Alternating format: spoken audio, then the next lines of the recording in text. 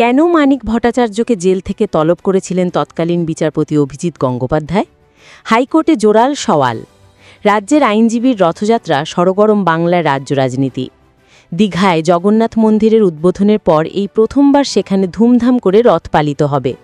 ইতিমধ্যেই তোড়জোড় শুরু হয়ে গিয়েছে। রাজ্যের নানান প্রান্তে রথকে সামনে রেখে বিভিন্ন কর্মসূচি নিচ্ছে তৃণমূলের নেতাকর্মীরা। এবার আসরে নামল বিজেপি। রথের দিন রাস্তা ভরিয়ে দেওয়ার ডাক দিলেন রাজ্যের বিরোধী দলনেতা শুভেন্দু অধিকারী। রথ উপলক্ষে পাল্টা কর্মসূচির পরিকল্পনা শুভেন্দুর। বুধবারের আইসিসিআরে নানান রথযাত্রা কমিটি নিয়ে একটি সভা করেন নন্দীগ্রামের বিজেপি বিধায়ক। সেখানে সাধুসন্তরা ছিলেন। ওই কর্মসূচির নাম দেওয়া হয়েছিল হিন্দুদের এক করো, রথযাত্রা পালন করো।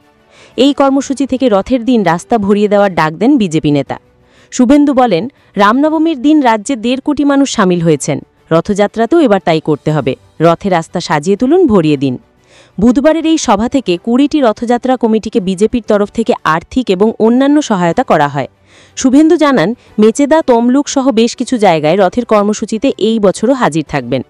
উল্লেখ্য, অক্ষয় তৃতীয়ার দিন দীঘার জগন্নাথ মন্দিরের উদ্বোধন হয়েছে। এরপরেই প্রথমবার রাজ্যে রথযাত্রা হচ্ছে। সেটাকে সামনে রেখে তৃণমূল বিজেপি উভয়ের তরফ থেকেই একাধিক কর্মসূচি নেওয়া হচ্ছে। গত বুধবারের সভা থেকে রথযাত্রায় রাস্তা সাজিয়ে তোলার ভরিয়ে দেওয়ার ডাক দেন শুভেন্দু। সেই সঙ্গেই জানান, তমলুক, মেচেদা সহ বেশ কিছু জায়গায় এই বছর তিনি উপস্থিত থাকবেন।